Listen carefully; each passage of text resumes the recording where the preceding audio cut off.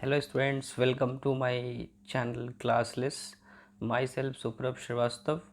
आप लोग H C Verma में, जो एच सी वर्मा की फर्स्ट बुक है, उसका जो फर्स्ट चैप्टर है इंट्रोडक्शन टू फिज़िक्स, उसके कुछ क्वेश्चन सॉल्व कर रहे थे और अभी हम पहुंच चुके हैं वर्कड आउट एग्जाम्पल के एग्जाम्पल नंबर 8 पे।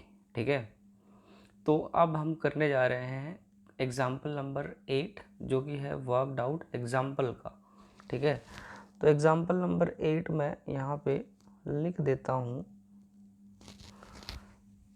क्वेश्चन क्या है? If the centripetal force is of the form m to the power a, v to the power b, r to the power c। मतलब जो सेंट्रीपिटल फोर्स है ना, वो किस फॉर्म में है? m to the power a, v to the power b और r to the power c। तो आप फाइंड करो ए, बी और सी की वैल्यू। ठीक है, मैं पहली बात आपको बता दूं, जो सेंट्रीपिटल फोर्स है ये आप इसी क्लास में 11th क्लास में आगे पढ़ोगे। ठीक है, जब एक कोई भी ऑब्जेक्ट सर्कल पे मूव करता है तो उस पर सेंट्रीपिटल फोर्स लगता है। ठीक है, जब सर्कल पे मूव करता है तो कहीं ना कहीं उसके पास रेडियस, उसकी अपनी वेलोसिटी, उसका अपना मास, ये तीन चीज़ें जो होती हैं वो मैटर करती हैं सेंट्रीपिटल फोर्स के लिए फॉर्मूला जब हम बनाते हैं। ठीक है, तो यहाँ पे वही चीज़ कह रहा है कि ए, बी और सी जो है वो उनकी पावर्स में एम, वी और आर हैं। ठीक है, तो आपको ए, बी, सी बताना है। तो कहीं ना कहीं ये फोर्स जो है वो इस फॉर्म में एग्जिस्ट कर रहा है। ठीक है, अब सिंपली क्या करना है, वो कुछ नहीं करना है। ए बी सी निकालने के लिए सबके डायमेंशनल फॉर्मूले को लिख दो। ठीक है, सबके डायमेंशनल फॉर्मूले को। मींस फोर्स का डायमेंशनल फॉर्मूला क्या होता है? M L T minus two. ठीक है, एम का क्या होता है? इसका तो एम ही होगा, तो M to the power A. फिर वी का क्या होता है? L T minus one to the power B.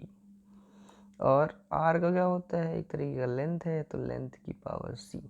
ठीक है, आप यहाँ से चाहो तो ब्रैकेट हटा सकते हो, आसानी से सॉल्व कर पाओगे। फिर ब्रैकेट लगा के रखोगे तो कन्फ्यूज़न थोड़ी सी बनी रहेगी।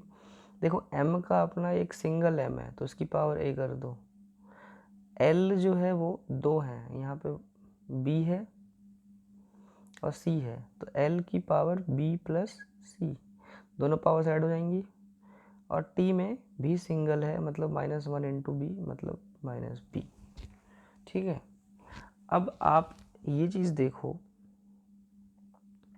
जब इक्वेशन या स्टेटमेंट में इक्वलिटी आ रही है तो जो भी डायमेंशन है किसी भी फिजिकल क्वांटिटी का वो सेम होगा। मतलब अगर आप एक्सपोनेंट को एक तरीके से हर एक फिजिकल क्वांटिटी है, जैसे मास है, लेंथ है, टाइम है, उसके एक्सपोनेंट को अगर कंपेयर करोगे, कंपेयरिंग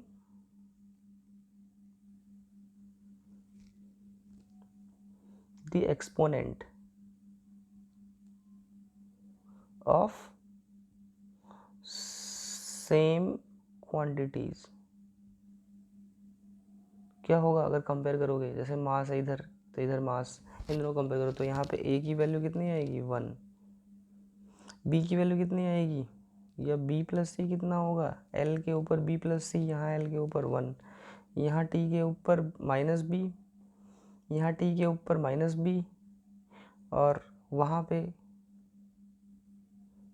टू, माइनस टू, तो B minus B equals to minus to.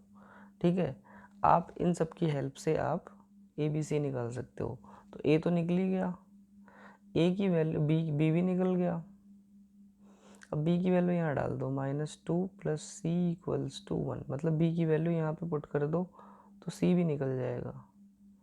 C equals to, no, B की वैल्यू यहाँ से एक तरीके से देखो तो b की वैल्यू 2 होगी, नेगेटिव से नेगेटिव कैंसिल होगा, तो ये b की वैल्यू 2, तो c की वैल्यू 1 माइनस 2 मतलब -1, तो c की वैल्यू कितनी आ गई, -1। ठीक है, कितनी आ गई, c इक्वल्स टू -1।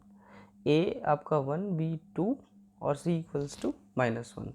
अब क्या करना है आपको, इन सारे वैल्यूज़ को अगर यहाँ पे रखोगे, जो इक्वेशन आपकी थी ये वाली इक्वेशन, ये इक्वेशन आपने यहाँ पे जो लिखा हुआ है, इसमें जब a b c की वैल्यू रखोगे, हालांकि a और b और c की वैल्यू निकालने के लिए कह रहा था तो ये आपका आंसर हो गया, लेकिन अगर आप इसको रखोगे तो क्या आएगा, आपका इक्वेशन क्या था, f equals to M A V B और आर सी, तो यहाँ m की वैल्यू, a की वैल्यू 1 रखो, b की वैल्यू 2 रखो और r की वैल्यू c की वैल्यू -1 रखो, तो आप कितना आ रहा है यहाँ से mv² और r -1 में तो नीचे आएगा +1 हो जाएगा। ठीक है, तो ये आपका जो फॉर्मूला है वो होता है जो मैंने आपको बताया था।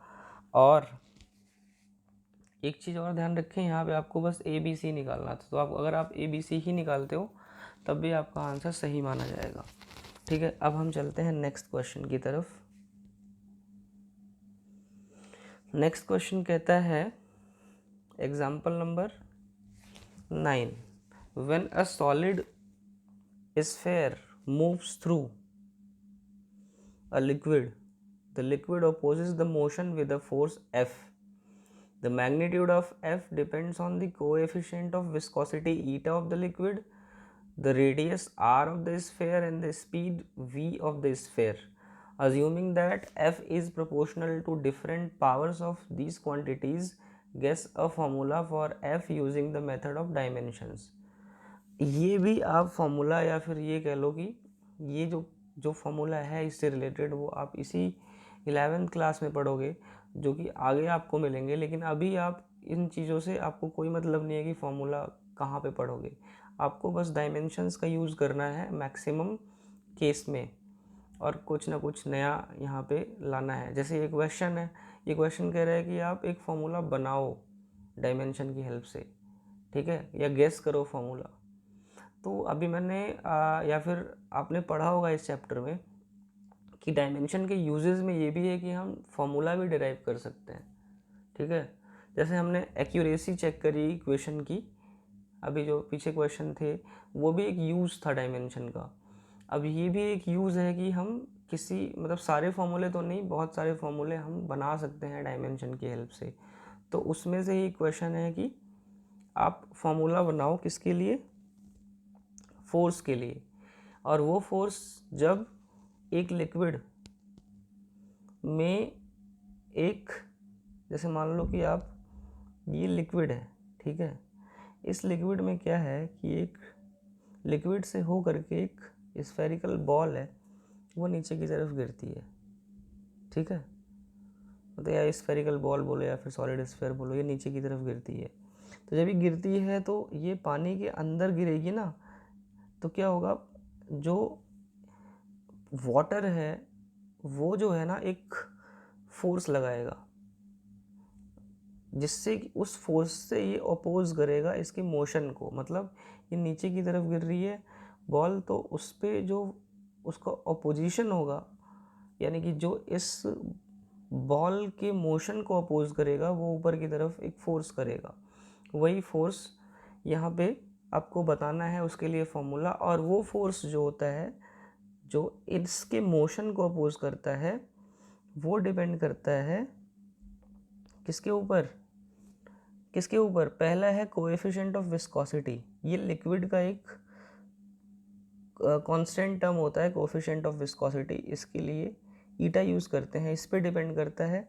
ठीक है, तो कहीं ना कहीं इसके ऊपर पावर हमें ए यूज़ करना पड़ेगा, क्योंकि पता नहीं कितनी पावर में डिपेंड कर रहा है, ईटा स्क्वायर है या ईटा क्यूब है, बट ईटा में करता है तो उसके ऊपर ए लिख लो। और किस पे करता है, किस पे करता है, रेडियस ऑफ स्फेयर, मतलब जो रेडियस का इस स्फेयर का रेडियस है उस पे करता है।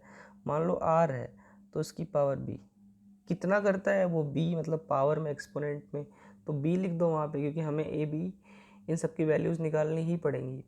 फिर और तीसरा किस पे करता है, वेलोसिटी ऑफ द बॉल, ये इसको पावर c मान लो। इस तरीके से इसकी डिपेंडेंसी है और हमें अब फॉर्मूला बनाना है f के लिए इस स्टेटमेंट की हेल्प से। आप इसको चाहो तो इस तरीके से लिख सकते हो, f प्रोपोर्शनैलिटी हटा के कांस्टेंट लगाओ, ईटा a आर बी और वी सी। ठीक है, अब क्या करना है, हमें सबके डायमेंशनल फॉर्मूला लिख दो। राइटिंग दी डायमेंशनल फॉर्मूला लिख दो, या फिर of each physical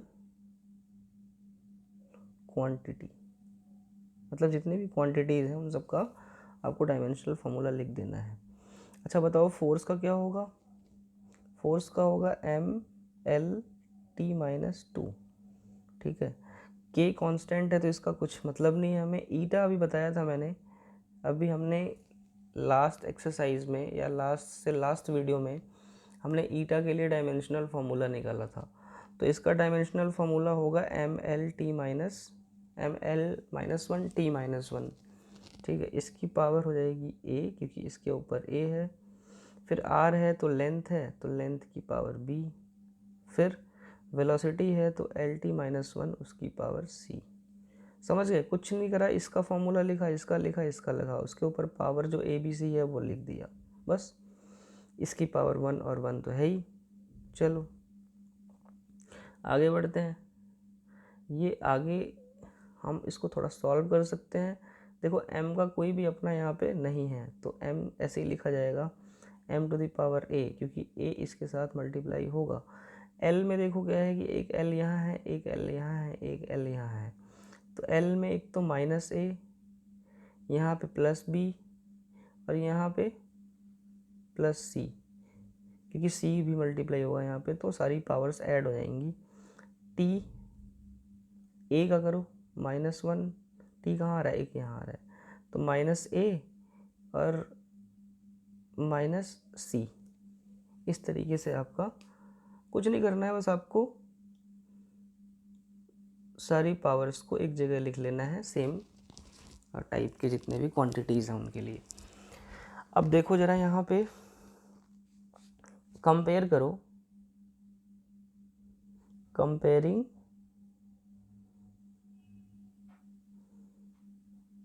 the exponents, जैसे पीछे भी एक्सपोनेंट को कंपेयर किया था, ऑफ सेम फिजिकल क्वांटिटीज। ठीक है, क्या हो जाएगा, क्वांटिटीज क्या हो जाएगा सेम अगर करोगे, तो यहाँ पे a की वैल्यू कितनी आएगी, साफ दिख रहा है, इधर a 1 है तो इधर a 1 है, तो ये 1 हो गया। दूसरा है -a + b + c = 1, और तीसरा है -a - c = -2। यही तो होगा। अब आपका a निकल चुका है, a की वैल्यू यहाँ डाल दो, a की वैल्यू -1 - c, तो आपका c निकल जाएगा। c निकालोगे तो कैसे, c इधर ले जाओ और -2 इधर लाओ, तो -1 + 2, तो c की वैल्यू कितनी आ गई, -1 + 2 1। c की वैल्यू कितनी आ गई, 1 आ गई, a की वैल्यू 1, और a और c की वैल्यू डाल दो इसमें, तो b निकल जाएगा -1 + b + 1 = 1। इससे कैंसिल, तो b की वैल्यू कितनी आ गई, 1, तो सारे ही 1 आ गए। इसका अब इस 1 को उठा के जो आपका मेन स्टेटमेंट था, ये वाला, इसमें इस वाले में आप पुट कर दो a b c की वैल्यू, आपको इस इक्वेशन 1 मान लो, और फिर इसमें पुट कर दो a b c, आपको एक फॉर्मूला मिलेगा, वही आंसर होगा। ठीक है, चलो अब इसको कैसे लिखोगे, putting A B C value, या फिर the value of A B C in equation 1। ठीक है, क्या हो जाएगा, f = k ईटा, e की वैल्यू 1, और उसके बाद है आपका r में b की वैल्यू 1, और उसके बाद है v में c की वैल्यू 1, तो ये हो जाएगा implies that f equals to k eta R V. ये फॉर्मूला क्रिएट हो गया आपका किसकी हेल्प से, डायमेंशन की हेल्प से। ठीक है, कुछ नहीं किया हुआ है इस पूरे क्वेश्चन में, बस आपको क्या करना है कि जिस पे जो मेन आपका जो जिसके लिए फॉर्मूला बनाना है वो किस पे डिपेंड कर रहा है। इस क्वेश्चन में जो फोर्स है एक तरीके से फ्रिक्शनल फोर्स मान लो, ये जो फोर्स है वो डिपेंड कर रहा है ईटा पे, radius of sphere of the ball या फिर ऑब्जेक्ट जो भी वो गिर रहा है पानी में, और जो वेलोसिटी है उस बॉल की वो उस पर डिपेंड कर रहा है। तो उसके लिए डिपेंडेंसी पावर में लिख करके एक स्टेटमेंट बना दो इक्वेशन, उसमें डायमेंशनल फार्मूला सबका लिख करके उसकी पावर्स को कंपेयर कर लो, ABC निकाल लो और उसको पुट कर दो, आपका आंसर आ जाएगा। ठीक है, अब हम नेक्स्ट क्वेश्चन की तरफ चलते हैं। नेक्स्ट क्वेश्चन क्या कहता है, 10th क्वेश्चन है, लास्ट क्वेश्चन है आपके वर्कड आउट एग्जाम्पल का। The heat produced in a wire carrying an electric current depends on the current, the resistance and time. अब देखो सिंपली ये कह रहा है कि जो हीट है किस पे डिपेंड कर रहा है, एच मान लेते हैं, वो डिपेंड कर रहा है किस पे, करंट, इलेक्ट्रिक ही करेंगे, electric current depends on current, मतलब आई पे डिपेंड कर रहा है तो आई टू द पावर ए, और किस पे डिपेंड कर रहा है, रेजिस्टेंस पे डिपेंड कर रहा है तो resistance to the power B, और किस पे डिपेंड कर रहा है, टाइम पे डिपेंड कर रहा है तो टाइम टू द पावर सी। ठीक है, ये डिपेंडेंसी हो गई। ये आप चाहो तो यहाँ पे इस तरीके से लिख सकते हो, H इक्वल्स टू के आई आर और टी टू द पावर सी, इस तरीके की डिपेंडेंसी बन रही है। इक्वेशन 1 मान लो। आगे बढ़ो, assuming that the dependence is of the product of powers type, guess an equation between quantities using dimensional analysis. ठीक है, आपको फिर से गेस करना है इक्वेशन या फिर फॉर्मूला, और dimensional formula of resistance is ml² I-2 t to the power -t। ठीक है, 3 and heat is a form of energy. मतलब कुल मिला के आपको डायमेंशनल फॉर्मूला इस तरीके से दिया हुआ है रेजिस्टेंस का। ठीक है, तो देख लो कैसे सॉल्व करोगे। अब देखो हीट है तो हीट कहीं ना कहीं क्या है, एक तरीके का एनर्जी है, तो इसका डायमेंशनल फॉर्मूला कितना हो जाएगा, ml² t-2। के का होगा नहीं, आई है तो आई का क्या हो जाएगा, आई का तो एक तरीके से हम एम्पियर से शो करते हैं तो ए मान लो a to the power a। R है तो आर का डायमेंशनल फॉर्मूला इसने खुद दिया हुआ है, कितना दिया हुआ है, ml² a-2 और t-3। देखो आई की जगह पे मैं a लिख रहा हूँ। ठीक है, आप चाहो तो इसको a को आई कर सकते हो, इसको भी आई कर सकते हो। ठीक है, या एक काम करता हूँ, HC वर्मा में आई किया हुआ है तो मैं आई ही लिख लेता हूँ, हालांकि a यूज़ करते हैं लेकिन इस क्वेश्चन के अकॉर्डिंग हम इसको आई लिख लेते हैं, आई, सॉरी इस तरीके से नहीं, कैपिटल आई लिखो,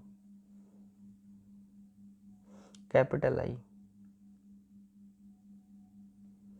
आई। ठीक है, ये हो गया आर का जो दिया हुआ था, इसकी पावर है बी, इसकी पावर है ए, और टी मतलब टाइम, इसकी पावर है सी। आप फिर से चाहो तो लिख लो ml² t-2। ये आई देखो m तो एक ही बार आ रहा है, उसके बाद l कितनी बार आ रहा है, m की पावर अगर एक ही बार आ रहा है लेकिन यहाँ पे 1 है तो b से मल्टीप्लाई होगा ना, तो b हो जाएगा पावर। l कहाँ है, एक ही जगह है तो l की पावर 2b, और t एक जगह नहीं है, दो जगह है तो t-3b, इसका इससे मल्टीप्लाई होगा, और एक c यहाँ पे है तो ये c इससे होगा। i यहाँ पे a है और यहाँ पे -2b है। ठीक है, अब कंपेयर करो सबके उसको पावर्स को, तो कंपेयरिंग द एक्सपोनेंट, जैसे पिछले क्वेश्चन में लिखा था कंपेयरिंग द एक्सपोनेंट, वो लिख लो। अब यहाँ पे m की पावर क्या है, b है, तो b इक्वल्स टू 1 हो गया, इसमें 1 है इसमें b है, तो b इक्वल्स टू 1। फिर l के पास आ जाओ, 2b इक्वल्स टू 2, तो b इक्वल्स टू कितना हो गया, 1 हुआ। अब आपको a और b की वैल्यू पता लग गई। अब t कंपेयर करो, t में यहाँ 3b minus 3b plus c equals to -2 और a minus 2b equals to, यहाँ पे i की वैल्यू क्या है, कुछ नहीं है तो 0 होगी। तो i में a minus 2b equals to 0। ठीक है, तो आपका निकल चुका है a और b। इसमें आप b की वैल्यू पुट कर दो तो c निकल जाएगा, -3 into 1 plus C equals to -2, क्योंकि b की वैल्यू यहाँ पे 1 ले ली मैंने। अब ये कितना हो जाएगा, c -2 और +3 यानी कि 1। तो फिर से आपका जो a की वैल्यू कितनी आ रही है, a की वैल्यू यहाँ पे, a की वैल्यू तो निकली नहीं है, a की वैल्यू निकाल लो, c की वैल्यू निकल गई ना, c की तो 1 हो गई, c की 1 हो गई, यानी कि हमारे पास b निकल गया और क्या निकल गया,